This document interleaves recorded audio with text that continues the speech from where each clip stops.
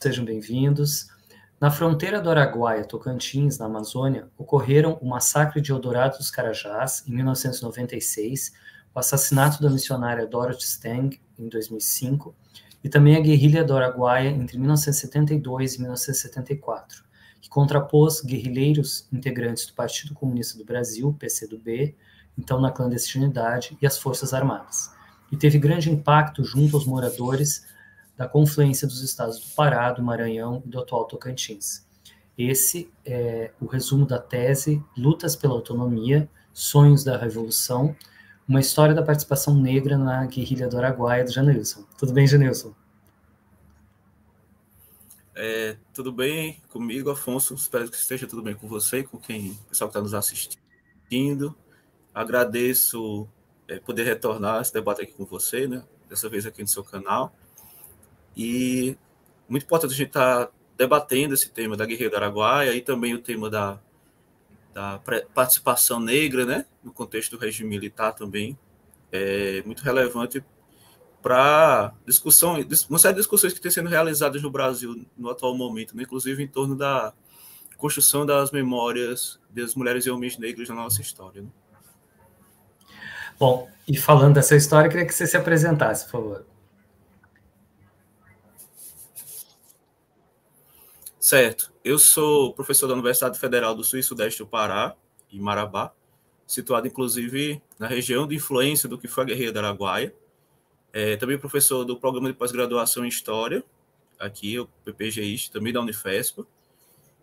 Integrante de algumas redes de pesquisa, grupos, né? Incluindo a rede de pesquisadores negros de âmbito nacional.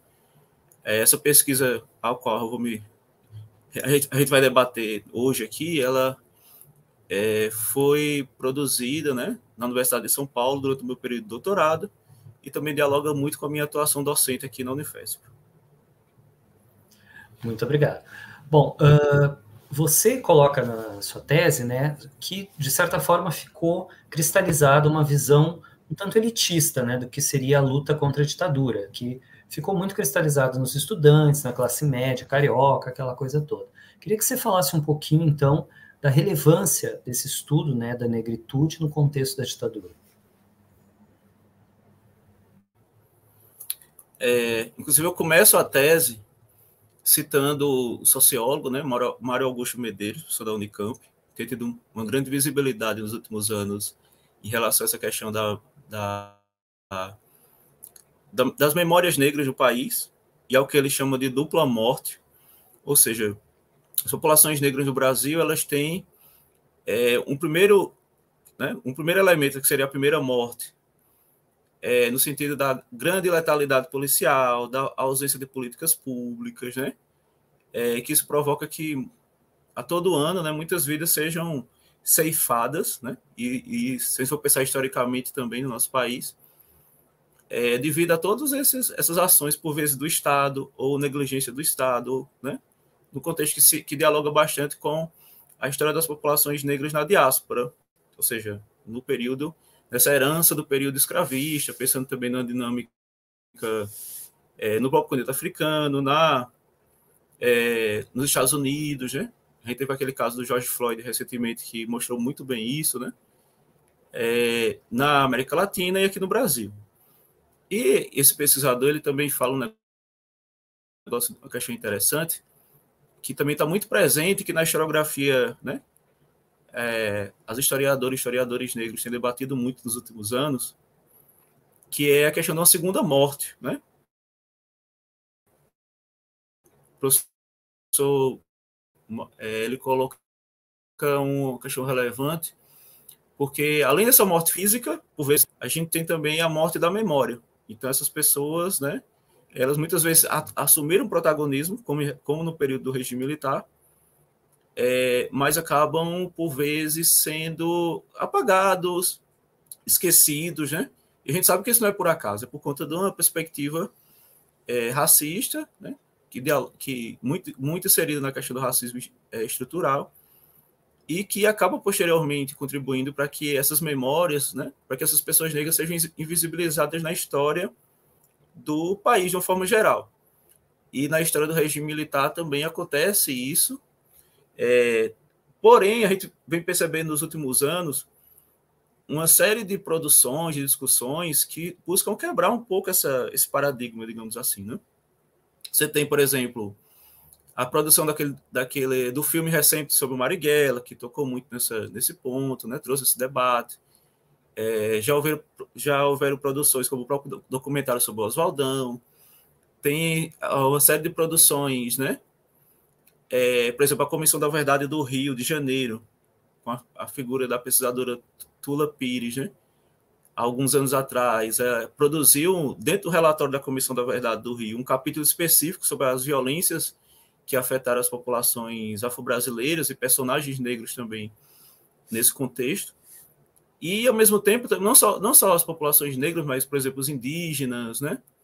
E outros grupos, existe uma perspectiva de abordagem dessas memórias que, durante muito tempo, ou foram esquecidas, ou, de certa forma, não faziam parte do olhar de quem se debruçava, de quem interpretava a história da ditadura militar, né?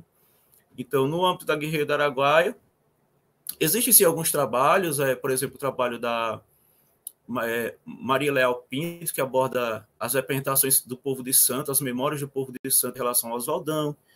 Tem alguns livros, né, como esse aqui do Bernardo Joffre, que trata do Oswaldão específico, né? E mais algumas produções que tocam em questões específicas. Então, a partir da minha atuação na área, né, de deflagração da Guerrilha do Araguaia, eu fui identificando com o passar do tempo, né, e tornei isso objeto da tese de doutorado, algumas experiências negras vivenciadas naquele contexto, que aí dialoga um pouco com essa né, historiografia que também tem abordado, por exemplo, a repressão que os movimentos negros sofreram no contexto, né, que já é uma outra temática, certo? No contexto do regime militar. Tem uma colega, Gabriela Abreu, que trabalhou na dissertação, por exemplo, né, na Federal do Rio de Janeiro, e uma série de outras pesquisas, enfim. Então, ou seja, essa minha investigação ela se propôs dentro desse campo, né, que vem se ampliando de estudo sobre as populações negras na ditadura e sobre esses personagens negros na ditadura, dar uma contribuição, né, para somar também, para a gente quebrar com essa invisibilidade dessas memórias, enfim, da população negra e da história da população negra aqui no país. Sim, e acaba juntando para fazer sentido tudo isso, né? Em 1988, então, vamos voltar para 1888, né? Temos o pós-emancipação, lutas pela autonomia, você põe no título. Eu vou ler um trechinho.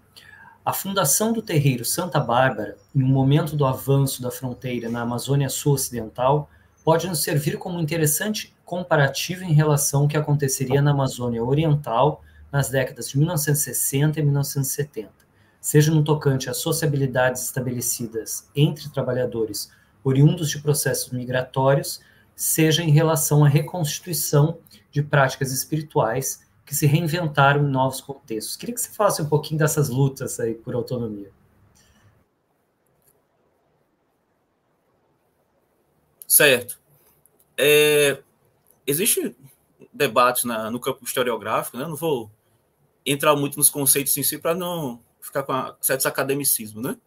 Mas existem certos debates no campo historiográfico que tem já um bom tempo. Por exemplo, a minha orientadora do doutorado, a professora Maria Helena Machado, ela, por exemplo, pesquisa bastante a questão do que ela chamou de autonomia escrava e esse papel, essa constituição enquanto sujeitos, né, daquelas pessoas que estavam escravizadas naqueles anos finais do período escravista.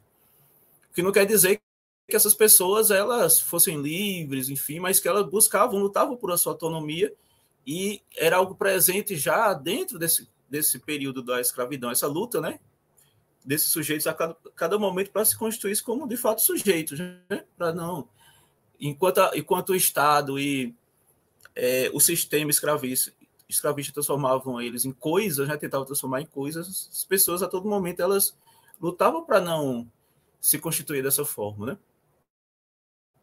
E isso, de certa forma, foi herdado no chamado contexto pós-emancipação, né? No momento em que você tem já o desmonte lento do sistema escravista durante o século XIX e posteriormente já, né, pós-1888, pós, né, promulgação da Lei Áurea no chamado contexto pós-abolição.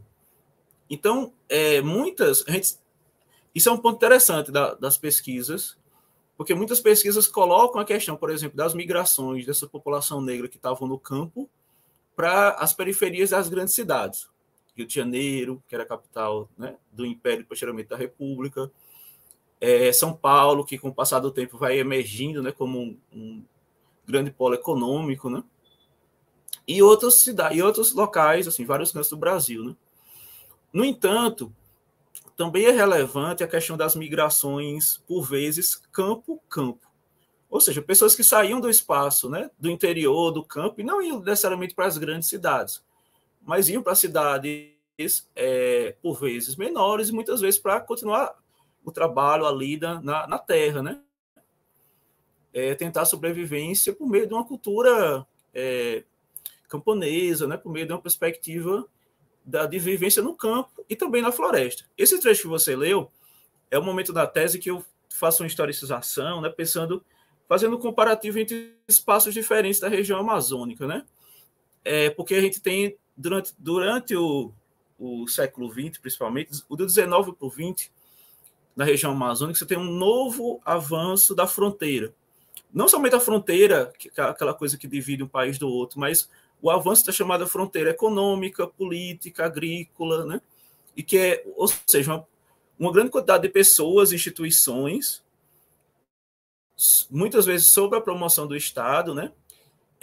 Mas também por migrações espontâneas, deslocando-se para locais, para terras tradicionalmente ocupadas por grupos indígenas e que provocavam, né, o avanço da sociedade nacional perante esses territórios, né? E aí, por exemplo, esse exemplo que você acabou de citar, ali na região que atualmente é Rondônia, né, você tem a questão no início do século XX da construção da Estrada de Ferro Madeira Marmoré, né, que é um momento emblemático da história da região amazônica, vinculado à questão da exploração do látex, né, exportação da borracha, e que você tem lá uma grande construção. E é interessante, porque uma grande construção como essa, um grande projeto, passou a atrair imigrantes de outros locais, lá no comecinho do século, né? Então, por exemplo, alguns desses migrantes, como ocorreu no Pará nos anos 60, 70, eram de origem maranhense. Inclusive, eles constroem, né? E aí vem uma outra dimensão, que aí, por exemplo, é trabalhado. Na minha tese, eu trabalho em diálogo com a professora Idelma Santiago da Silva, que é a nossa professora da Unifesp, que aborda as migrações maranhenses de Marabá.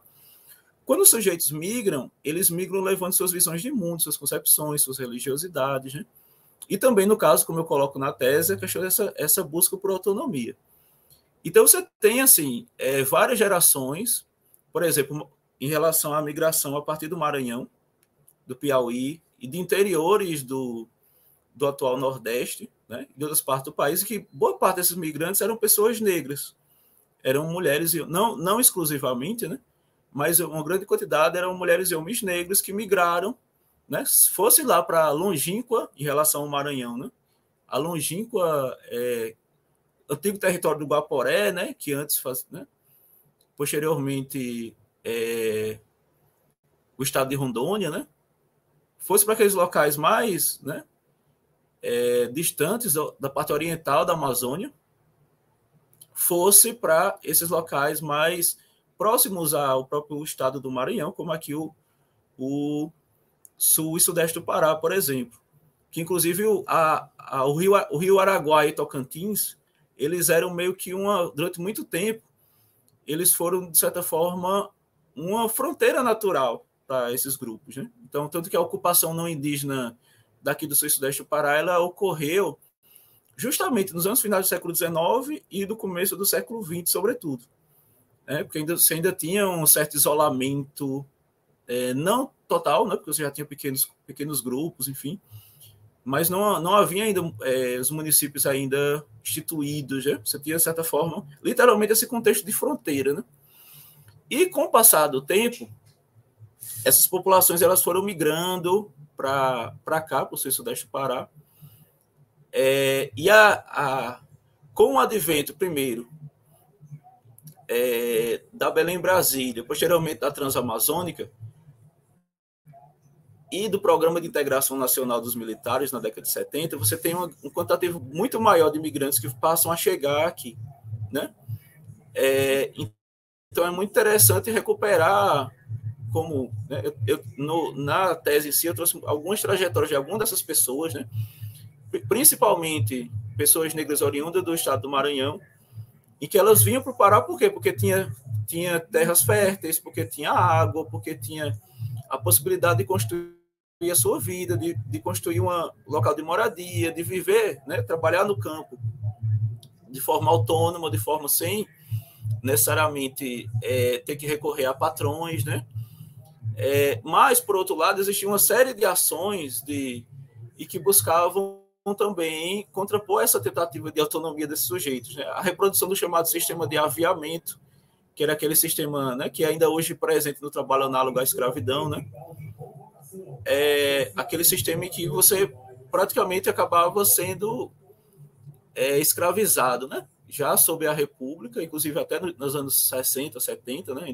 ainda persistia, e que as pessoas acabavam muitas vezes sendo tentando construir essa autonomia, mas sendo alvo desse tipo de sistema, assim como posteriormente o chamado no processo de avanço à fronteira, já com o Programa de Integração Nacional, à medida que você tem a constituição de grandes latifúndios, incentivos do governo nesse sentido, né? Boa parte dessas populações também, camponesas, ribeirinhas, né? Elas foram sendo desterritorializadas, né? Alijadas e em detrimento das grandes fazendas, né? Dos interesses do grande capital. E aí, ou seja, a guerrilha do Araguaia ela ocorre nesse momento. Né? Você já tem esse processo, já tem processos em desenvolvimento. Inclusive, não é à toa que né, o PCdoB e aquelas pessoas que efetivamente vieram para cá, elas procuravam um espaço que esses conflitos ocorressem, que existisse esse tipo de tensão, porque, em sua visão, era uma forma de contribuir com a politização da população, né? Porque justamente nesses locais de forte contraste é que as contradições do capitalismo elas ficam mais evidentes, né? Então, é interessante, ou seja, além de tudo que já, no meu ponto de vista, é isso que eu abordei na tese, né? A gente tem toda essa dinâmica relativa também a essa busca por autonomia, essa busca dessas pessoas por constituírem, né? Boa parte de pessoas negras, por se constituírem como sujeitos, tal. E, claro, a gente pode fazer a leitura pensando nos camponeses de forma mais ampla, né? Não só as pessoas negras, mas, no caso, eu tentei enfatizar, em específico, trajetórias de pessoas negras, né? Nesse sentido. Então, é uma das partes, além da própria trajetória das mulheres e homens guerrilheiros também negros que estiveram envolvidos aqui com a Guerrilha do Araguaia. Legal. Bom, queria refletir um pouquinho com você, porque eu me lembrei de uma fala do general Mourão, né, do segundo aí, falando, olha, meu neto é um cara bonito, viu? Branqueamento da raça. E aí, lembrando dessa questão da eugenia científica, né, que as raças seriam as responsáveis pelo subdesenvolvimento do Brasil, né, dos anos 30, essas teses, né, muito, muito divulgadas no meio científico, jurídico. E vou ler outro trechinho da sua tese. No período da marcha para o oeste, que havia provocado um grande avanço das fronteiras econômica, demográfica e agrícola pelos ditos rincões do país, a simbologia dos bandeirantes paulistas fora extensamente utilizada, sobretudo para relegar a maioria das outras regiões do Brasil ao status de pré-modernas ou de outras, insuficientemente civilizadas, espaços para que fosse alcançado o real progresso, precisariam ser modernizados. Então, eu queria que você falasse um pouquinho desse impacto, né, na mente do migrante gaúcho, catarinense, que se sentiam como que civilizando, né, essa região. O que você acha que isso tudo tem a ver com essa eugenia passada? É interessante como isso ainda repercute nos dias atuais, né? A gente tem, por exemplo, tem um estudo clássico já, que é o da professora Lilian Moritz Schwartz, né, bastante conhecido, que é aquele livro Espetáculo das Raças. Eu sempre gosto de usar nas minhas... Ela foi meu professor, inclusive, mas sempre gosto de usar nas discussões, porque ele é muito didático, né, nesse sentido. Como entre 1870 e ali a década de 1930, vigorou muito fortemente entre diversas instituições brasileiras, né? Essas perspectivas, como você colocou na a parte da fala do general, né? Eugênicas, né? Ou seja, que se baseavam numa certa perspectiva que buscava, né, um momento em que, inclusive, a teorias científicas eram apropriadas aqui no Brasil, vindas lá da Europa, no sentido de naturalizar certas hierarquias sociais, com base no racismo. Né? Existia, inclusive, a perspectiva do racismo científico na época, que foi, durante o século XX, foi desconstruído, né? Mas que embasava muito fortemente. E a Lili Schwartz, ela coloca, né, historiciza como esse tipo de pensamento ele foi incorporado aqui no Brasil, que por vezes ele era criticado lá no continente europeu, né? Mas como ele foi incorporado aqui no Brasil, curiosamente de forma muito esse tipo de engenharia que é muito curioso no nosso país, né? Mesclado com certas ideias liberais na época, então você tinha ao mesmo tempo uma perspectiva que buscava ser mais arrojada na economia, quebrar com certos, né, padrões do império considerado retrógrados, né? Daquele capitalismo lá mercantilista, tal, do passado. Mas, por outro lado, tinha um viés altamente conservador. Você tem figuras como Nina Rodrigues, né? Há importações de concepções lá do Cesare Lombroso e uma série de outros personagens. Só para você ter uma ideia, ali em torno de, né? Você tem o Lacerda, né? Batista Lacerda, o intelectual da época, que ele colocava que no ano 2000 não haveria mais pessoas negras no Brasil. Porque com a mistura, com a vinda, né, que inclusive o incentivo para a vida de imigrantes era muito nesse sentido, né? Então, com o tempo, naturalmente, por serem superiores, essas pessoas acabariam se mesclando com o sangue, né, de africanos, de indígenas e tal, e com o passar do tempo não existiriam mais negros aqui no Brasil até o ano 2000. Existia, inclusive, ou seja, essas pessoas viam no devir, viam lá no futuro essa questão da mudança racial do país, porque uma das explicações que era dadas no final do século XIX e do começo do XX é que certo atraso do Brasil ele se dava em grande medida por fatores biológicos, né? Então, como é que a gente vai ter progresso aqui no nosso país se boa parte da população ou é negra, né? Ou né, no caso, seria afrodescendente nas palavras de hoje, né? Claro, evitando o anacronismo. Ou seja, isso era visto como negativo. Por quê? Porque no final do século XIX, você tem uma série de...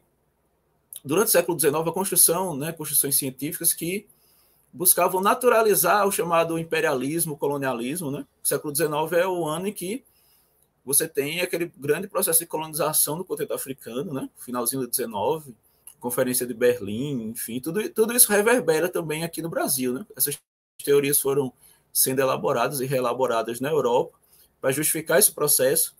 Né? Ao mesmo tempo, a gente tem em relação à Amazônia uma imagem também da chamada última fronteira, né? Que vai alimentar, inclusive, políticas até atuais também, baseadas no chamado vazio demográfico, né? Atuais, como, por exemplo, aquela ideia de passar a boiada que se tinha no governo que acabou há pouco tempo, né? Era a ideia de que, por exemplo, você citou a marcha para o momento da tese que eu falo da marcha para o oeste, né? Só contextualizar rapidamente. Você tinha, por exemplo, durante o governo Vargas, né? A ditadura varguista, pós-37, né? Sobretudo já com o Estado Novo, o Vargas assume 30, com a perspectiva de modernização autoritária do país, né? 37 tem o golpe, dentro do golpe, que é questão do Estado Novo, né? E aí é feita toda uma construção intelectual em torno da chamada Marcha para o Oeste. Você tem a perspectiva de que existia o Brasil Atlântico, aquele Brasil, né, das cidades mais desenvolvidas, tal, que eram mais próximas, né, do litoral, a partir da perspectiva da ocupação portuguesa, e que era necessário ocupar o restante do país, né, desenvolver o restante do país, que seriam os interiores. E aí, naquele momento, eles observavam o chamado Brasil Central, né, onde fica, né, o Planalto Central, o conceito abrangia também a região ali do Mato Grosso do Sul, parte da Amazônia, e da chamada, né, cunharam a perspectiva da chamada Marcha para o Oeste. Tinha até um intelectual chamado Cassiano Ricardo, que produziu um livro enorme, né, valorizando o trabalho dos bandeirantes lá do passado, no sentido de adentrarem o continente, né, adentrarem nas terras atualmente que são brasileiras, enfim, essa toda uma apologia toda da figura dos bandeirantes. Né? Então, é interessante que você tem essa perspectiva de uma planificação e de uma busca de integração nacional. Foi feita parcialmente no governo Vargas, com as limitações, né? Houveram, né, esse avanço da fronteira, e que com os militares, lá na década de 70, muito tempo depois, que inclusive tinha uma política muito distante em muitos sentidos da do Vargas, mas que acabaram, né, reproduzindo também essa concepção de avanço sobre a Amazônia. E é interessante que você tem mais de dois, na verdade, tem projetos diferentes em questão, né? Tudo isso pensa no contexto anterior à Guerrilha do Araguaia, né? Então você tem, ao mesmo tempo, todo esse processo de planificação por parte do Estado e de instituições como o Banco da Amazônia, o BASA, a Sudan, Superintendência de Desenvolvimento da Amazônia, né, que tem a perspectiva da integração nacional, já com os militares. Você tem aquela perspectiva que eu falei há pouco, de pessoas migrantes que, por vezes, se organizavam a partir de migrações espontâneas. Tem um sociólogo chamado Ottaviani, né, clássico também, que ele diz que o governo, na época, ele fazia, na verdade, uma contra-reforma agrária, porque as pessoas já estavam migrando para essas terras consideradas devolutas, desocupadas, mas que eram terras também, historicamente, de ocupação de grupos indígenas. E o Estado ele estava tentando disciplinar e reverter esse processo também, ou seja, que não ficasse muito nas mãos dessas pessoas, mas que fosse organizado a partir do grande capital. E, evidentemente, você tem aquele outro processo também já muito mais longínquo, que era dos grupos indígenas. Indígenas, por exemplo, os indígenas Suruié e Keuara, eles foram altamente impactados pela Guerrilha do Araguaia, e eles já estavam nesse território há bastante tempo. Né? Então, você tem assim, a confluência, esse tipo de evento, ele produz a confluência de vários projetos, tal, inclusive o próprio projeto que eu falei há pouco, da questão da conscientização da população por parte do PCdoB, de militantes do PCdoB no contexto da ditadura. Eu só queria deixar claro que, por exemplo, eu falei dessa questão da presença negra nos militantes do PCdoB. Não estou dizendo que o PCdoB era um movimento negro, tinha um propósito objetivo dessa questão negra como central, mas a ideia de tentar recuperar dentro dos cerca de 69 militantes que estavam vinculados ao PCdoB, existiam pelo menos cerca de 9 pessoas negras, como o próprio Oswaldão, que é uma das figuras de referência, Helenira Rezende, entre outros. Né? Então, a ideia é não dizer que existia um movimento negro dentro da Guerra do Araguaia, que eu já fui perguntado a respeito disso, né? Mas tentar captar, entender um pouco as experiências das pessoas, como é que elas chegaram até esse momento de estar aqui numa ação guerrilheira em plena Amazônia, durante a ditadura, né? E tentar entender esse processo. Então, só para recapitular rapidamente, a gente tem alguns processos em longa duração. Esse de ocupação em relação à Amazônia, mas também esse de busca da autonomia dessas populações camponesas, também muitas, dos quais muitos eram mulheres e homens negros, também descendentes indígenas, enfim. E também reforçar que esse programa de integração nacional dos militares, ele também tinha aqueles lemas famosos, né? Amazônia é uma terra sem homens para homens sem terra. E veja a violência disso, né? Uma terra sem homens, né? Um enfoque só na natureza, digamos assim. E isso também foi historicamente construído. Integrar para não entregar, né? Aquele discurso que a Amazônia estaria sob ameaça de outros países e que era importante fazer essa integração. E a integração político-econômica, né? Que no caso aqui a Transamazônica vai ser um grande marco dessa integração. Você tem justamente no começo dos anos 70 a construção da Transamazônica. Quando a guerrilha eclode aqui, ela já eclode já nesse mesmo período de construção da Transamazônica, o período que havia sido recém-descoberta a mina de ferro, aqui próxima a Paraopebas, né? De Canaã dos Carajás, que é a mina de ferro, né, da Carajás, que é a maior a céu aberto do mundo, né? Foi descoberta em 66. Então existe todo o interesse por parte do governo militares de também abrir a Amazônia para o capital, né, para o grande capital, e não é à toa que na época foram constituídas grandes fazendas, né, grandes projetos de mineração. Esses grandes projetos, eles vieram a afetar fortemente também a região. Você, no começo da sua fala, você citou um trecho que fala da questão do massacre de Eldorado dos Carajás, a gente tem uma série de outros massacres que também remontam essa questão desse processo maior no qual a guerrilha está vinculada. Isso já estava dito já nas obras do próprio Ottaviani, tem outros autores como Zé de Souza Martins que abordam a própria concepção de fronteira também, né? Como esse processo ele está vinculado com essa questão da fronteira. E isso é um ponto interessante, porque muitas vezes as pessoas vão pesquisar a guerrilha do Araguaia e ela não percebe isso, né? Às vezes fica somente, entre aspas, na figura dos guerrilheiros, né? Que é muito importante, mas somente, entre aspas, né? Nesse embate de guerrilheiros e militares. E penso que os trabalhos nos últimos anos eles têm possibilitado uma maior emergência dessa temática, também dos camponeses, né, das mulheres na guerrilha, dos indígenas na guerrilha do Araguaia e na ditadura de forma mais ampla. E eu busquei contribuir também com essa reflexão em torno dessas mulheres e homens negros, que eu fui vendo à medida que eu passei a atuar aqui, como eles têm destaque no dia a dia, assim, como as pessoas ainda, inclusive, lembram deles, como, né? Na tese, por exemplo, eu entrevistei em São Paulo as familiares da Helenira Rezende, sobrinha, né? Duas irmãs. Entrevistei aqui em Marabá, já na divisa com o Eldorado dos Carajás, tem um acampamento da MST chamado Helenira Rezende, fui lá. Inclusive, eles já foram alvo de diversas violências também. De como essas memórias em torno, por exemplo, de alguns personagens negros, elas também revelam outros elementos, outros conflitos, né? Inclusive, eu falei da questão dos familiares, eles estão em busca agora da reconstituição da Comissão Especial de Mortos Desaparecidos, né? Por parte agora do governo Lula, que ela foi desmontada no governo anterior, né?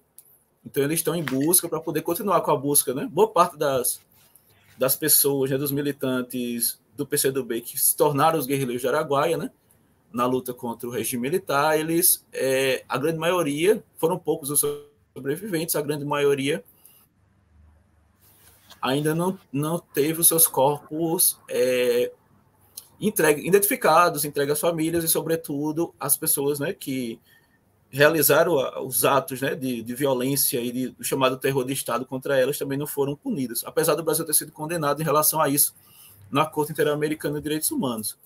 Então, ou seja, percebeu como uma questão conecta a outra, né? Eu tentei na tese fazer essas conexões, claro que a minha pergunta era em específico sobre a questão negra, né? Mas como também está vinculado com esses outros temas, enfim, por isso que eu acho muito instigante essa temática.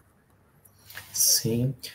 Bom, estamos em 1970, então, e você fala também da participação negra nas mobilizações comunistas no país e no PCdoB nos anos anteriores à guerrilha. Queria que você falasse um pouquinho dessas pessoas, por favor. Sim, é interessante pensar que desde o início das mobilizações, digamos, esquerdistas no nosso país, você tem a presença de mulheres e homens negros, inclusive na primeira tentativa de constituição do movimento operário, lá no final do 19, no começo do 20, você já tem essa presença, né? É interessante porque nas décadas, né, de 20, 30, 40, 50, são diversas mulheres e homens negros que vão já estar presentes no antigo, né, porque antes era um partido só, né?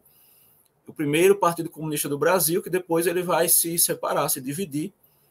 O PCdoB reivindica que os pesquisadores, a historiografia, né, e de outras áreas também, colocam a origem do PCdoB como a partir de uma cisão, né, do que era esse antigo partido, que teria surgido, né, essa cisão ali em torno de 62, e que deu origem, né, à divisão. Um continuou sendo o atual PCB, e o outro continuou sendo, passou a ser o PCdoB, mas é importante ressaltar que o partido, ele considera uma história, né, no caso do PCdoB, ele considera uma história única, né, desde lá do começo do século XX, né? Ele considera que não houve essa divisão, né? Então, só para deixar claro, assim, deixar evidente essas duas perspectivas. Então, nesses anos iniciais da trajetória comunista do Brasil, você tem inclusive, algumas perspectivas de aproximação e outras de conflito também. Por exemplo, a gente tem recomendações em relação à chamada questão negra lá na Internacional Comunista, né, na Terceira Internacional Comunista, que no começo do século colocava, cada país que tem essa questão do racismo antinegro presente, é interessante que os comunistas apoiem essa luta desses movimentos. Exemplo dos Estados Unidos, exemplo da África do Sul. E aqui no Brasil, né, você tem inicialmente uma certa... Quando o partido surge, né, você tem algumas figuras, como inclusive o Minervino da Silva, né, que foi candidato à presidência na década de 20 e tal. E tem também alguns personagens interessantes, por exemplo, eu abordo um que é a questão do Francisco Manuel Chaves, de Oliveira, perdão, tá? O Francisco Manuel Chaves, ele foi um marinheiro que ele veio morrer no Araguaia, por exemplo. Mas de 30, ele foi preso por apoiar o levante, né, da ação nacional libertadora, né, que passou dentro da história do anticomunismo no Brasil. Ele era um marinheiro negro de origem camponesa e que não era uma figura assim que nos anos iniciais teve destaque no partido, assim, mas é interessante essas pessoas comuns, assim, como elas ajudam a gente a perceber um pouco o contexto, né? É interessante como ele acabou preso na década de 30 por esse levante que tinha também, né? Era amplo e tinha forte presença comunista também, né? E ele é preso no Rio de Janeiro, junto, inclusive, com na mesma prisão lá da Ilha Grande, né? Que ficou preso o Graciliano Ramos. E o Graciliano Ramos faz alusão a ele em alguns momentos naquela obra Memórias do Cárcere, né? E ele acabou ficando para a história também, né? Porque em relação à resiliência, né? O Graciliano Ramos aponta a resiliência dele e de outros homens negros naquele contexto de prisão, né? Em dois momentos da escrita da sua obra, né? Possivelmente relativos ao ano de 36. Posteriormente, né?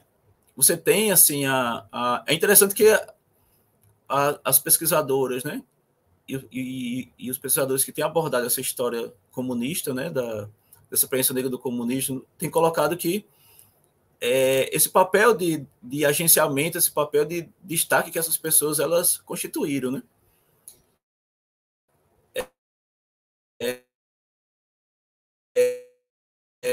Por exemplo, outro exemplo é o Claudino, né? José da Silva, que ele foi membro da Constituinte ali na década de 40, né? Que tem um texto de um intelectual, né? Augusto Pondicori, que era vinculado já falecido, né? Vinculado ao PCdoB, que coloca ele como a voz negra na Constituinte, né? Só vingando do movimento operário pobre, né? E que era apontada a sua dificuldade em articular a fala, por exemplo, no momento de falar na plenária da Constituinte, né? Num breve momento de ilegalidade do Partido Comunista aqui no país, mas como o Claudino ele expressava interesses que vinham da classe trabalhadora, né? E ele representa muito bem essa confluência, esse esforço, né? de aproximação, no caso, de agenciamento, né, a partir de um homem negro. E mais do que isso, né, mais do que essas figuras específicas, né, da história comunista, é interessante pensar como você tinha, por exemplo, quando você pega a história de um Oswaldão da Silva, né, Oswaldão da Vida, né, o Oswaldo é a família Orlando lá em Passa Quatro, interior de Minas Gerais, né. Você pega, por exemplo, a história deles, que está inclusive na obra, como eu já citei, né, do Bernardo Joffre, no documentário Oswaldão, em que o Oswaldão, ele, a família dele, o irmão mais velho, por exemplo, ele já assinava o semanário lá, que era de origem comunista, né? Como eles já tinham, o pai de Helena Rezende era um médico negro de origem baiana que morava no interior de São Paulo, né?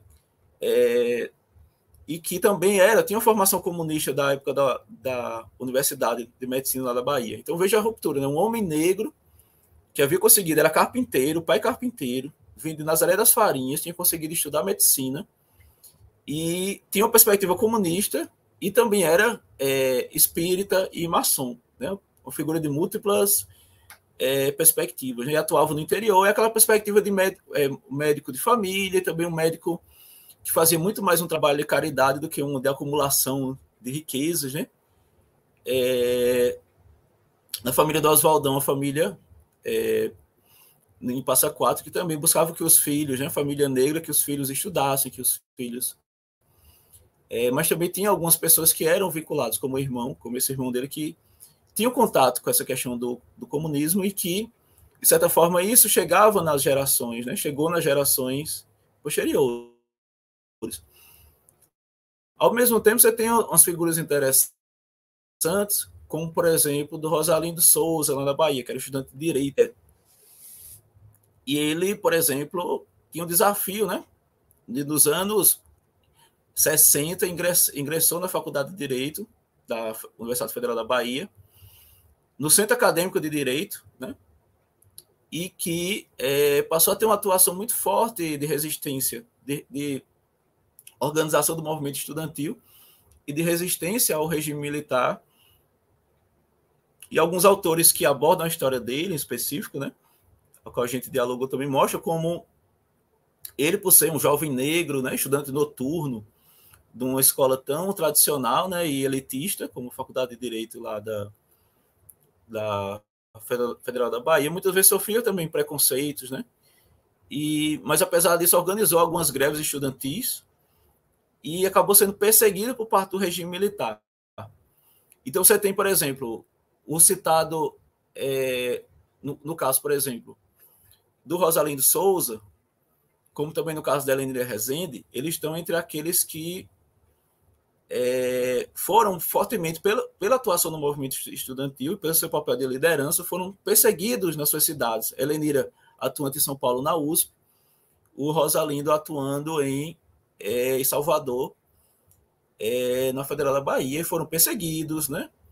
A Helenira chegou a ser vice-presidente da UNE, foi presa naquele congresso de Biúna, na tese eu abordo também alguns documentos levantados pela Comissão da Verdade de São Paulo sobre a Helenira.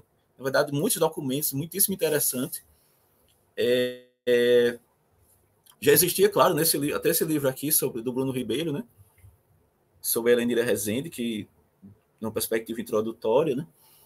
E esses documentos levantados também colocam, é interessante porque dá para trabalhar, por exemplo, quando em 67 a Helenira foi presa por pichar no muro do Mackenzie, em São Paulo, os dizeres, né, abaixo a ditadura.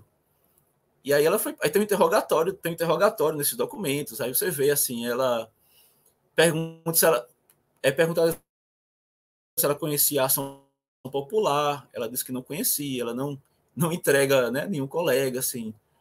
E ela despista, né, tenta despistar, diz que foi só um ato infantil aquilo ali, mas foi convicto, né?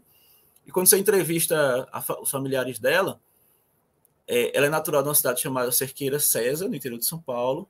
Depois eles mudam para Assis, depois ela muda para São Paulo com as irmãs para estudar na USP, né? Fazia letras. E é interessante que você tem uma convicção, né? uma convicção na perspectiva revolucionária, você tem uma convicção no enfrentamento à ditadura, né? E que, posteriormente, a gente vai tentando identificar essas trajetórias e como é que essas pessoas elas foram, né? Começaram a chegar no final dos anos 60 e começando dos 70 aqui na Amazônia Oriental. A Helenira, por exemplo, a família dela relata que o Fleury, né, o delegado Fleury, o famigerado Fleury, havia dito para ela, se ela fosse presa novamente, ela não sairia com vida dali, do DOPS. Né? Ela ficou presa no DOPS, por exemplo. O Rosalindo, quando ele veio para aqui, Paraguai, ele já havia sido julgado à revelia, condenado também. Então, sabe-se lá o que ia acontecer, porque eles fizeram uma greve estudantil por conta inclusive porque tinha alguns estudantes policiais militares que na visão deles estavam infiltrados lá na universidade, né? Então eles pararam o curso, né? No final dos anos 60 e gerou meses e meses de debates, enfim, de greve. Ou seja, um enfrentamento que no pós-AI-5 acabou, e tem um decreto, acho que é 477, que ele acabou expulso por decreto, impedido por decreto de fazer matrícula na universidade. Acabou se formando, foi para Cândido Mendes, no Rio de Janeiro, acabou se formando por lá, né? E que é interessante porque mostra um pouco como é que essas pessoas também elas viam no caso, né? No caso, elas entendiam o PCdoB como um espaço interessante para a confluência do seu pensamento político, né? Suas visões políticas na época. E claro, você tem um momento assim, interessante porque você já tem um momento de uma maior, né, ainda que muito aquém, né, em relação à sociedade como um todo, mas você já tinha uma maior inserção ou uma mínima inserção dessas populações, de alguns jovens negros na universidade, né, com a ampliação que ocorreu, embora dentro do governo militar, mas ocorreu uma pequena ampliação na questão do curso superior no país, né, da existência de cursos superiores no país, enfim. E isso, de certa forma, essas pessoas, né, claro que isso só foi ganhar melhores contornos, tal, já com a lei de cotas agora, recente, né, mas essas poucas pessoas negras que estavam nesses cursos, por vezes, né, uma boa parte delas também se sentia atraída pelo movimento estudantil e algumas delas foram para o PCdoB. Tem uma autora lá da Bahia, Andréa Santos, que ela, na tese dela, né, nas pesquisas dela, né, ela buscou estudar o partido lá na Bahia, não pelas resoluções do partido oficiais, mas por meio dos seus integrantes. E ela mostrou como, né, por exemplo, por vezes eram estudantes que vinham de uma origem rural, eram estudantes que eram estudantes trabalhadores, pessoas que não eram, né?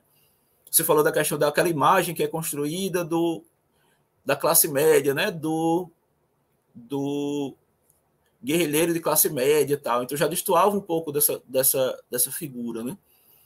Eram pessoas que muitas vezes eram as primeiras da sua família, não no caso da Helenira, né? Que o pai já havia cursado medicina, mas era a primeira da sua família a ingressar no curso superior, e tinha uma visão crítica, E, além disso, a gente está no contexto, né? A gente já tinha tido aqui no Brasil a chamada Frente Negra Brasileira, que, inclusive, dialogava muito com o conservadorismo, né? Dos anos 30, mas que era um primeiro movimento negro mais amplo, né? Assim, claro que a gente teve as heranças do movimento abolicionista, né? Participação forte negra no abolicionismo, nos quilombos, enfim, na imprensa negra no começo do século XX, nos clubes negros. E aí muito disso confluiu para a Frente Negra Brasileira nos anos 30, nos anos 50 para o Teatro Experimental do Negro. Você já tinha um contexto já de maior participação negra, política negra, principalmente nesses espaços da política, que não é aquela política partidária, né?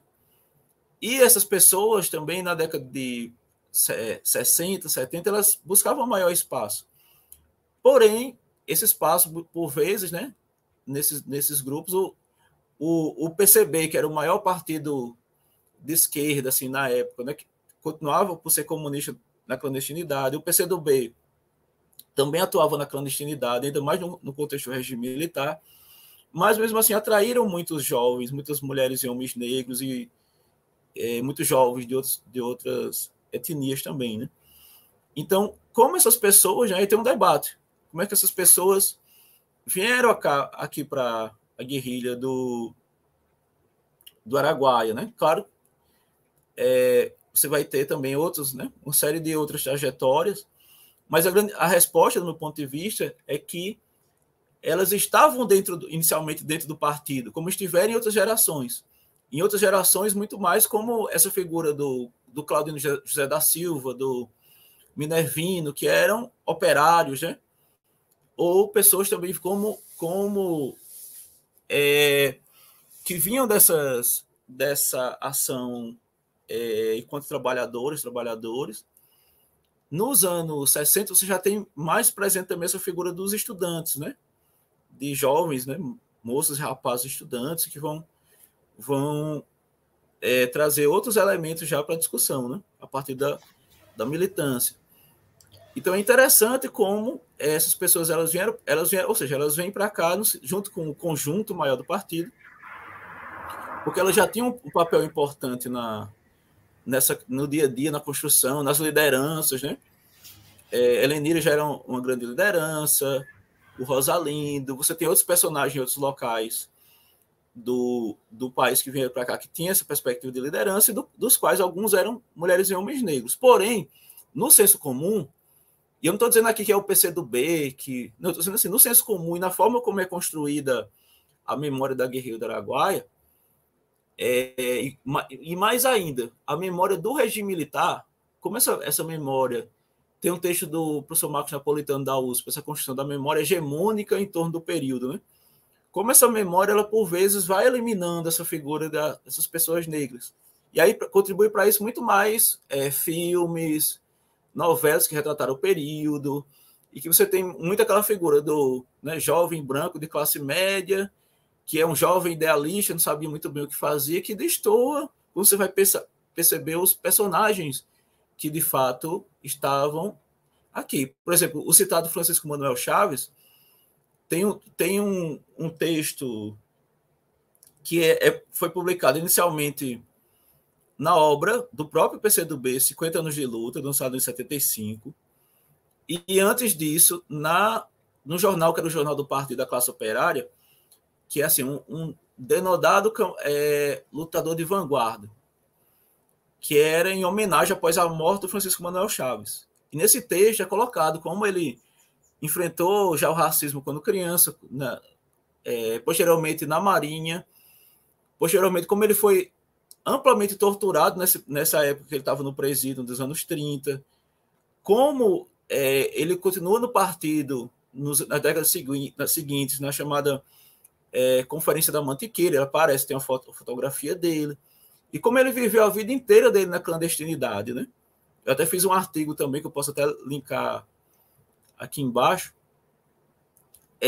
que mostra um pouco disso, essa trajetória dele na clandestinidade. Então, é uma pessoa que ele não aparece aqui no Araguaia por acaso, né? Ele aparece por conta dessa trajetória de luta, dessa convicção. Você tem pessoas como Helenira Rezende, o próprio Oswaldão, né, que é uma trajetória à parte, jovem também, mas uma trajetória à parte, porque ele estudava engenharia na Tchecoslováquia, né, conseguiu ir para lá, depois ele volta com esse, né, após o golpe militar, com esse sentido de contribuir com a modificação do país, né, e acaba morto aqui a partir da ação dos militares. Claro que o PCdoB ele tinha um elemento de um outro projeto de sociedade, né, e que estava vinculado nesse enfrentamento que eles vão ter com os militares, mas a violência militar ela foi assimétrica, marcada pelo terror de Estado, marcada naquela perspectiva do inimigo interno. É importante sempre lembrar que os militares eles atacam inicialmente os guerrilheiros, a primeira coisa que eles fazem é atacar, no momento em que atacam inclusive os militantes que nem haviam se constituído ainda de fato como guerrilheiros, né? Porque eles até tinham projetos da questão da luta armada, você pega o relatório Arroio, você pega documentos, né? Como de 69, que eles formulam a questão da concepção de luta armada aqui, vai estar presente, né? Mas, de fato, é um grupo de pessoas que estavam aqui na Amazônia Oriental, na confluência, né? Sobretudo no estado do Pará, mas com atuação, em contato com o norte do Goiás, atual Tocantins, na região do Bico do Papagaio, e parte do Maranhão, pessoas que circulavam por esses espaços, mas que até então é o crime que eles haviam cometido de fato, pensando agora não só os personagens negros, mas o contexto amplo, né, da atuação militante daqueles sujeitos, que eles estavam, assim, por vezes, dando informações para os camponeses, organizando, inclusive, atendimento de saúde, informações no sentido dos direitos que eles tinham, informações no sentido de trocas, né, do dia a dia, aprendendo com eles. Então, aí, de repente, a ditadura, ela, naquele contexto de forte repressão, ela ataca inicialmente. A primeira coisa que ela faz é atacar e montar todo um sistema para poder caçar esses guerrilheiros, e eles optam, né, por criar as autodenominadas Forças Guerrilheiras de Araguaia, que vai estar em documentos, né?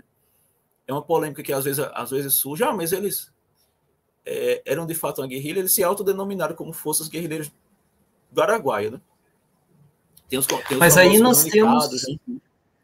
Aí nós temos esse conceito de guerra que, na verdade, não é muito real, né? Porque nós estamos falando de 69 pessoas contra 2.000, não sei, né, militares, alguma coisa assim.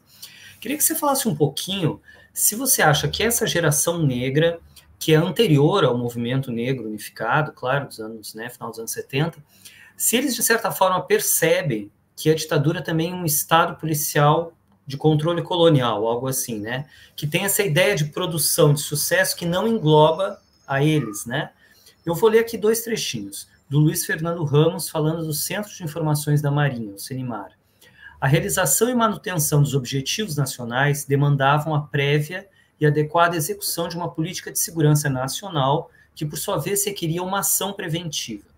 E daí da sua tese, a existência de um estado de sítio no Araguaia serviu como condição de possibilidade para que viessem à tona várias práticas violentas historicamente aplicadas no país, justamente contra pobres, negros, indígenas, mulheres, camponeses, etc. Então, você acha que eles, de certa forma, percebem que o Estado terrorista, de 64 a 85, era um Estado que reforçava as hierarquias? Primeiro, por exemplo, essa parte final do trecho anterior, né? Porque justamente é o conceito de guerra irregular, né? A guerra de guerrilhas, ela sempre é constituída por meio dessas questões irregulares, né? Que é o conceito. Ou seja, sempre é um grupo pequeno contra um grupo maior, uma força, né? Você pega, por exemplo, a história da Revolução Cubana, né? É um grupo pequeno que consegue, claro que em outro contexto, ele consegue a tomada do poder.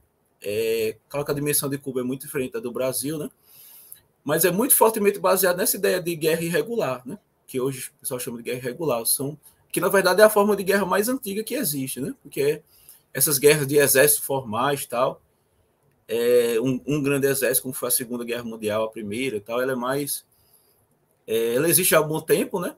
Mas essas guerras de pequenos grupos enfrentando por vezes um grupo maior, ela era presente. E é interessante pensar como, por exemplo, você pega os documentos, entrevistas do Genuíno, por exemplo, da época, mostra que eles ainda teriam mais alguns anos de preparação, né? A grande questão é que eles foram descobertos antes e acabaram tendo que resistir contra essa forte pressão, enfim, e esse desejo dos militares, principalmente pós-73, que você tem, assim, que em 72 tiveram muitas mortes, né? Muitas pessoas foram... Mas ainda algumas pessoas foram presas com vidas, torturadas, tal, como o próprio Genuíno. Mas, posteriormente, você tem a questão mais fortemente da eliminação daquelas pessoas, né? Ou seja, a ordem já não era mais deixar sobreviventes, e tem documentos recentes que surgiram, né? Já estavam lá por exemplo, você pega o livro do Hélio Gaspari, né? Aquela coletânea sobre, acho que é a ditadura escancarada, né? E aí já estava presente certos diálogos que já existiam, inclusive com a própria presidência da República, né? Ali já no iniciozinho, né? Final do governo Médici, início do governo Geisel, e recentemente surgiram documentos da CIA informando que aqui no Brasil a ordem de fato era exterminar aquelas pessoas, tanto que não foram, os únicos sobreviventes foram aqueles que conseguiram fugir, né? Então você tinha muito fortemente esse desejo nesse terror de Estado. E em relação a, por exemplo, pensando num momento inclusive posterior, né? A Guerrilha do Araguaia, você tem entre os marcos da criação do movimento negro unificado em 78, tem, né, um caso de racismo em São Paulo, no clube Tietê, né, que algumas crianças negras que jogavam no clube, salvo engano, vôlei, né, elas foram impedidas de entrar no clube, foi um dos estopins, e outro foi a morte de um feirante negro por parte da polícia militar, né, ele foi preso e de repente apareceu morto, e que isso foi colocado como estopim para uma série de mobilizações e reuniões que culminaram com a formação do Movimento Negro Unificado. Então, sim, você tem, por exemplo, né, algumas pessoas negras que participavam dos movimentos de esquerda naquele momento, já no final dos anos 78, né? Ou seja, muito tempo depois, já alguns anos depois que a própria guerrilha já havia sido destituída, que a guerrilha urbana já havia sido destituída também, no chamado contexto de distensão política, já, né, ali entre 73, 74 até 78, 79, quando você tenha uma maior abertura já, que vai levar até o final do regime militar, né? Então você tem, assim, aquelas pessoas, elas já tinham muito evidente essa consciência do que hoje de forma mais comum a gente chama de terror de Estado, né? De como as instituições elas estavam moldadas no autoritarismo, de como essas instituições elas estavam baseadas numa perspectiva em que os corpos de mulheres e homens negros eram, por vezes, os primeiros a serem atingidos, né, pela repressão que era constituída. E aí, na minha tese, eu tento recuperar, tem essa questão da colonialidade do poder, né? Como, né? E isso é muito sistemático. Como esse avanço da fronteira, esse programa de integração nacional, ele já trazia muito fortemente uma violência contra essas populações, porque elas não eram, né, aquela população que saísse do padrão branco, europeu, né, heteronormativo, ele já era alvo, já não era escutado né, no dia a dia, já não era o sujeito das políticas públicas. Tanto que você pega, por exemplo, a quantidade de atrocidades em relação aos grupos indígenas no contexto da ditadura, em relação a essas populações camponesas, né? Basta ver o próprio estado de sítio aqui da Guerrilha do Araguaia. Então, para pegar, como você bem colocou, né, um pequeno grupo, e não foram não só 2.000, há indícios de pelo menos operações com pelo menos 5.000 militares envolvidos, né, para você pegar um pequeno grupo de guerrilheiros. Que não era, assim, a grande questão não era simplesmente pegar e vencer o grupo. A questão era mostrar força perante o restante da população, dar um recado, ó, se alguém inventar aqui de apoiar esses guerrilheiros, ou inventar de apoiar comunista, ou inventar qualquer coisa, a gente tem aqui uma grande força de mobilização. Né? É o que, inclusive, numa das operações, o general Antônio Bandeira chama de Operação Presença, né? Foi um dos que atuou aqui no Araguaia. Operação Presença, que era mostrar força para poder, de certa forma, colocar medo nas pessoas. Por isso que... E é interessante, porque, por exemplo, isso tem uma forte marca colonial, inclusive na sua raiz, na concepção teórica desse tipo de conflito. Porque, por exemplo, justamente no combate da guerra irregular, no qual, por exemplo, os escritos na época eram muito comuns que circulavam, eram baseados muito fortemente nas experiências da Revolução Cubana de 59 e da Revolução Chinesa, que encerrou-se em 49, mas ela não é só 49, ela é um grande processo, na verdade, de várias décadas, né? E que tinha essa perspectiva, por exemplo, do maoísmo, né? Que influenciou bastante, que a literatura, até na Comissão Nacional da Verdade, aponta o PCdoB como de orientação maoísta, né, na época. A perspectiva de luta armada que eles tinham é essa perspectiva, né, segundo uma série de interpretações a partir das fontes, né, há quem discorde, mas essa interpretação a partir do maoísmo. E aí, quando você vai pegar essa perspectiva do maoísmo, por exemplo, só para ilustrar, ela influenciou vários movimentos em todo o mundo, mas também passou a ser lida na perspectiva da reação também. Porque você pega, por exemplo, na guerra lá da Indochina contra os franceses e do que veio posteriormente a ser a Guerra do Vietnã, né? Contra no caso, o Vietnã do Norte contra o Vietnã do Sul e os Estados Unidos, né, sobretudo. E na Guerra da Argélia, a guerra por independência da Argélia do domínio francês. Então, os militares franceses, na Guerra da Indochina, na Guerra da Argélia, entre os anos 50 e 60, eles criaram a chamada doutrina da guerra revolucionária, que era meio que uma resposta a esse tipo de movimento, que era um movimento baseado em pequenos grupos, em que fustigavam e, de repente, fugiam para locais mais, né, na mata ou nas montanhas, enfim, que não tinha exércitos regulares, que atuava a partir da guerra irregular, que baseava na perspectiva, em outras palavras, guerrilheiro. E aí eles cunharam uma série de tecnologias de poder, né, como alguns autores colocam hoje, muito baseado no desaparecimentos forçados, nas torturas, no desaparecimento dos corpos, como foi dito, né, desaparecimento forçado, mas também das fontes, dos documentos, formas brutais de violações dos direitos humanos. E essas concepções elas eram muito lidas pelos militares aqui no Brasil, inclusive os militares da Escola Superior de Guerra, mesmo em anos anteriores ao próprio golpe militar aqui do Brasil, aqui, né, 64. No caso, por exemplo, dessas ações lá dos anos 50 na Indochina, tá? E, além disso, circularam muito, porque foram muito fortemente incorporadas pelos militares dos Estados Unidos no contexto da Guerra Fria.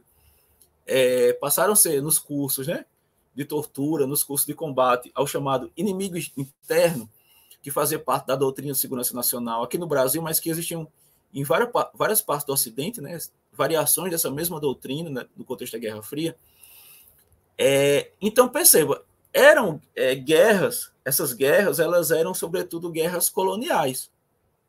Eram guerras em que você tinha, inicialmente, a França, como metrópole, lutando para não perder a Indochina, lutando para não perder espaços na Argélia, e que acabou usando as formas mais,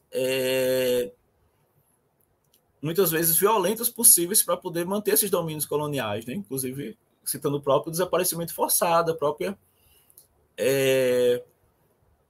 violações sistemáticas dos direitos humanos, o próprio terror de Estado. E interessante como isso acaba sendo usado aqui na região amazônica, como isso acaba sendo incorporado também pelos militares na noção de inimigo interno da própria doutrina de segurança nacional, e isso vai ser abordado de forma sistemática da própria história de repressão do regime, né? Ou seja, você tem, na tese em si, eu coloco essa perspectiva em diálogo com aquela concepção do Achille Mbembe do devir negro do mundo, como você tem, em períodos recentes, situações que antes eram vivenciadas de forma mais ampla pelos sujeitos escravizados no começo da modernidade, e que hoje em dia passaram a ser abordados de forma mais também por outros sujeitos. No caso aqui também ocorre um processo de racialização, né, de indígenas, desses camponeses, né, fossem eles negros ou não, que eles acabam sendo vistos por quem vem de fora, por esses militares, como inferiores, né? Aí eles podem chegar na aldeia indígena e fazer um estado de sítio, né? Eles podem chegar desses camponeses e torturá-los à torta e à direita, né? Ou seja, tudo isso tem uma perspectiva, e eu não sou o primeiro a falar, tem um artigo, acho que, salvo engano, do professor João Martins, né? Deixa eu só pegar o nome dele aqui, correto, e é o professor da Unifesp, em São Paulo. Deixa eu só pegar aqui corretamente. E que já havia colocado essa perspectiva, né, da guerrilha do Araguaia, no sentido da vinculação quadra de segurança, né, essa doutrina da guerra revolucionária de origem francesa. Nós temos aí a figura do Paul Sarresse, né, que vem diretamente da Argélia, né, para ensinar aí, né. essa coisa de tudo para poucos, né? Era uma herança nazista, vamos dizer assim, né? O nome do professor é João Roberto Martins Filho, tá? Exatamente. Você tem essa figura que ele vem e vai fazer curso aqui em Manaus, né? Inclusive no mesmo contexto da Guerrilha do Araguaia. Vocês têm todo atuar como adido militar aqui no Brasil, porque tinha um interesse dos franceses em observar o que estava acontecendo aqui, fazer os treinamentos no contexto da Guerra Fria e relações econômicas do ponto de vista do comércio de armamentos, por exemplo, né? Eu gosto de um livro da Maud Schírio sobre a política nos quartéis, que ela coloca bem essa questão, né? Essa influência das concepções francesas, e que, no meu ponto de vista, eu abordo muito a partir desse ângulo colonial. Então, como o próprio processo que era assim denominado de colonização da Amazônia, né? Você tinha, o governo militar usava a ideia de colonização e de povoamento, né, da Amazônia, nessa perspectiva de integração nacional. Aí, na tese, eu coloco como você tem uma aproximação, durante o contexto da Guerrilha do Araguaia, da doutrina de segurança nacional com essa doutrina da guerra, da guerra revolucionária, né? E essa questão do plano de integração, né? Elas não vêm em contextos separados, elas vêm no mesmo pacote, como em outras palavras. Acho que aí é a criação do Xingu, né, da reserva, porque, na verdade, é meio que expulsar também toda essa população indígena, não? Assim, claro que tem outras conotações, já tem também a perspectiva de uma constituição de um espaço que esses grupos eles pudessem também, né, ter uma manutenção da sua né, uma reserva, uma manutenção da sua sobrevivência, de demandas anteriores. Mas também, se você for pegar historicamente a atuação lá atrás do SPI e a atuação nesses anos iniciais da FUNAI, você tem muito assim também a reprodução dos interesses do próprio Estado e das elites nacionais, né? Ou seja, que era muito isso. Você tem, por exemplo, durante essa ocupação indígena do território Suruí, aqui né, do grupo que se autodenomina como Aikeuara, eles denunciam que o agente, no caso da FUNAI na época, ele acabava colaborando muito pouco com esse interesse dos indígenas. E aí os militares vieram e aí construíram posteriormente uma estrada atravessando, inclusive eu passei por ela esses dias, uma estrada atravessando o território Aikeuara, e é muito marcante, como hoje em dia é fácil você ver, né? Você tem a estrada, aí de um lado fazenda, totalmente desmatado, né? E do outro lado a reserva preservada dos indígenas,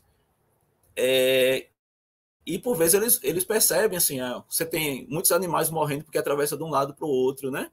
Para o animal não existe aquela estrada, né? E acabam morrendo e sendo atropelados, isso já afeta, né, todo o equilíbrio ambiental também.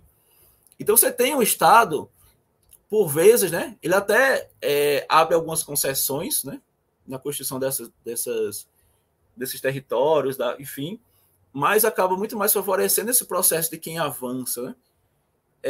Tem até, por exemplo, algumas publicações recentes, como aquele... Estou até com ele aqui próximo, daqui a pouco eu posso pegar, abordagem sobre a questão dos indígenas no contexto da ditadura militar, né? Que é o fuzis e as flechas, né? Que mostra muito isso, como esses grupos eles foram sistematicamente atacados durante a construção de estradas também, da própria Transamazônica, mas de outras estradas no interior da região amazônica durante os anos 70, 80. A gente tem aqui também nos anos 80, de forma muito emblemática, em relação aos indígenas Gavião, durante o processo de construção da hidrelétrica do Tucuruí, um desses grandes projetos, né, implementados durante o governo militar, e que várias comunidades tiveram seus territórios alagados por conta do lago da hidrelétrica, inclusive uma parte, né, do povo Gavião. E ele tem toda a dramaticidade de que eles não queriam sair da terra, foram agredidos, né, alguns mortos, e tiveram que migrar coletivamente por conta da construção da hidrelétrica. Então, é sempre essa perspectiva colonial de você ter o poder sobre as terras ocupadas pelo outro, sobre os corpos dos outros, sobre, né?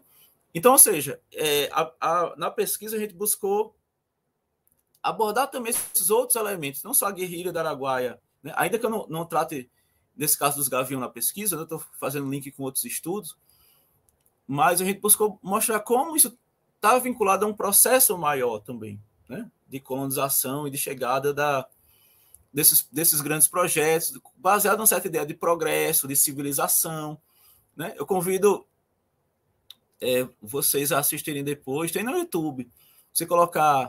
Posso colocar depois o link embaixo, colocar Propaganda da Transamazônica 1970. Tem os vídeos de propaganda oficial mesmo, e que toda a música, toda a celebração das árvores sendo cortadas, e de que, né, nos cartazes da época, né, da propaganda da época, tipo, a Amazônia já era, chega de lendas, vamos faturar. De forma muito gritante, essa perspectiva que hoje acarreta em problemas sociais, em problemas que envolvem a questão da luta pela terra, mas não só isso, problemas ambientais muito fortes. Agrícolas. Agrícola, exatamente, o avanço da fronteira agrícola. Ambiental, que, por exemplo, a gente está aqui numa cidade como Marabá, que a gente está, nesse momento agora da fala, está uma grande onda de calor em todo o país, né? E você tem a cidade altamente desmatada nesse contexto, né? Ou a região. E hoje em dia está tendo um avanço muito grande. Já teve o avanço da questão dos projetos de mineração e dos projetos dos grandes latifúndios, que já acabaram com boa parte da reserva da floresta amazônica aqui. E o avanço de outras culturas, como o da soja, né? Que aqui é um pouco mais recente, né? E que vem, de certa forma, alterando muito esses impactos ambientais também. Então, acaba como uma mesma perspectiva de colonização, ela acaba ajudando a instituir um outro modelo de sociedade, um outro modelo e que foi constituído em detrimento, ou seja, em prejuízo de indígenas, de camponeses, de povos e comunidades tradicionais, de ribeirinhos, dessas pessoas que tinham um ritmo diferente de vida, né? E tinham um ritmo de construção e que não se baseavam numa ação tão agressiva quanto a instituída pelos militares, seja em relação à natureza, seja em relação aos conflitos sociais, né? E como isso foi posteriormente herdado pelo regime democrático, principalmente pela atuação das políticas públicas, dito democrático, né? Das políticas públicas e da polícia militar. Aí você tem episódios, por exemplo, só aqui próximos, o massacre da Ponte de 87, garimpeiros da Serra Pelada foram literalmente atacados pelos dois lados da ponte, que liga aqui o bairro de São Félix, a ponte rodoferroviária, por onde passam os minérios, inclusive. Ela havia sido recém-inaugurada no final dos anos 80. Em 87, eles tiveram uma grande manifestação, fizeram manifestação parando a ponte e foram atacados, e muitos morreram ou através dos tiros ou pulando da ponte, né, porque é muito alto. O mesmo modus operandi por parte da polícia militar. O mesmo modus operandi é o que você já citou, do massacre de Eldorado dos Carajás. Então, você tem, de um lado, a polícia em Eldorado dos Carajás, um grupo de sem terras em 96, vinculados ao MST. Eles se deslocavam para Marabá para poder fazer uma reivindicação por parte em relação a uma fazenda que eles viam que estavam tendo um uso, né, inadequado da fazenda, do terreno enorme, que hoje perpassa vários municípios. E eles, durante a marcha, né, até Marabá, eles foram cercados em Eldorado dos Carajás, dos dois lados da estrada, pela polícia de Parauapebas e pela polícia de Marabá, que, após um conflito, provocou né, como o próprio nome pelo qual o evento é conhecido, um grande massacre, em que ali cerca de 21, né, tem debate em torno do número. O movimento diz que foi muito mais gente, né? Inicialmente foi pensado cerca de 19 trabalhadores, depois cerca de 21, que foram massacrados, e uma série de outros episódios, né? Então você tem esse modus operandi que é herdeiro da ditadura militar e que no Brasil é historicamente, como no trecho que você citou, é historicamente abordado, usado em detrimento de indígenas, camponeses, sem terra, né? Habitantes de lugares periféricos do Brasil. Eu, pessoalmente, ali em torno de 2018, né, quando teve aquela ocupação militar lá no Rio de Janeiro, né, por aí, eu pessoalmente via muitos indícios do mesmo modus operandi que aconteceu nessa ocupação desse estado de sítio instituído aqui durante a Guerra do Araguaia, em relação às populações camponesas, né? Ou seja, você invade a casa das pessoas, eu lembro que tinha os militares tiravam foto das pessoas sem autorização e fazia ocupação territorial. Você tem aquele episódio o episódio do Amarildo, né, que já fazem 10 anos, né? Desaparecimento do corpo do Amarildo. Você tem episódios como aquele senhor que levou cerca de 80 tiros, né? Ele e ainda uma outra pessoa morreu, a família, só por ser um homem negro, né?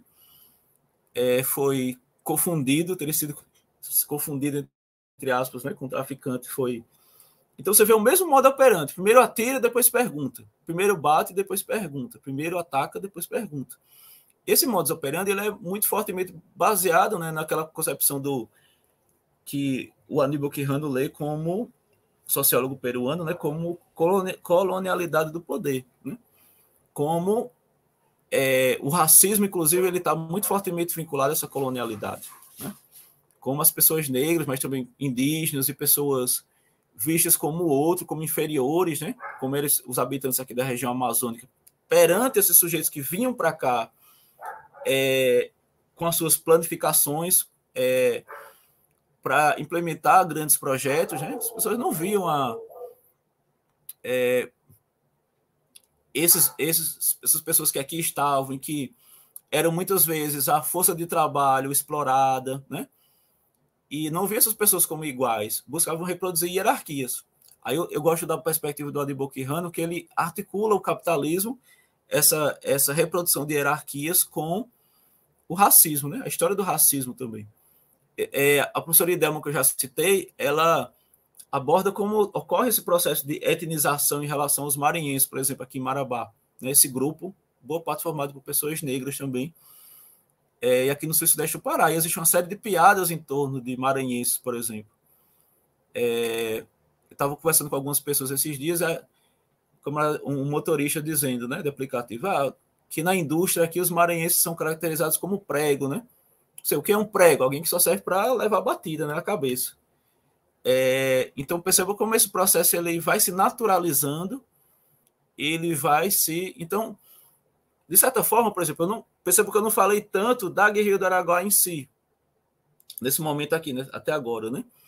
Mas muito mais desses processos que são muitas vezes em longa duração, no qual a guerrilha, enquanto acontecimento, ela está inserida. Aí a gente tem um momento na tese que eu abordo mais detalhadamente, né? Principalmente a partir percorrendo um pouco essas trajetórias desses personagens negros, mas também de moradores locais, um pouco os fatos em si, né, que aconteceram ali em 72, 73, 74, na verdade antes, quando eles chegam aqui na década de 60, né, e buscam aproximação com os moradores, enfim. Aí por isso que a pesquisa ela dialoga, né, com essa perspectiva dessa luta por autonomia dessas populações, muitas vezes em detrimento, né, dessas ações do Estado, né? E aí como o acontecimento Guerrilha do Araguaia está entrelaçado com esse contexto, né? Está presente ali nesse contexto e que a violência vai se voltar grandemente para aqueles que buscavam destoar daquele padrão trazido por aqueles que se diziam trazer o progresso para cá, né? Que traziam muito mais modernização no sentido de estradas, de grandes projetos, de novas instituições, mas também a reprodução da desigualdade social, a reprodução de uma perspectiva excludente, a reprodução da sistemática destruição da natureza, a reprodução de uma visão que acaba, no final das contas, voltada, como você colocou lá na fala do general, para um certo branqueamento da população, né? Acaba desconsiderando a importância dos saberes das populações negras, dos saberes das populações indígenas, dos saberes de uma forma mais ampla, por outros ângulos, de ribeirinhos, de camponeses, né? E que acabam sendo, muitas vezes, tragados por esse processo, né? Porque, ao mesmo tempo Sim. Não, e uma economia toda voltada para exportação, né? Basicamente, parece que os não brancos só servem ou para escravidão ou para diretamente a morte, né? Janeilson, claramente nós temos que encerrar. Tua tese dá um outro programa. Eu te agradeço muito, acho brilhante seu trabalho. Queria que você deixasse uma conclusão, assim, o que você tirou, assim, desse estudo, dessa pesquisa toda que você realizou, o que você podia sintetizar, assim, de conclusão? Bem, de forma muito breve, assim, eu agradeço o convite estar aqui novamente com você, com seu público também. De uma forma muito, muito rápida, eu gostaria de destacar, por exemplo, a importância da gente recuperar aqui esse foi também o intuito da tese, né?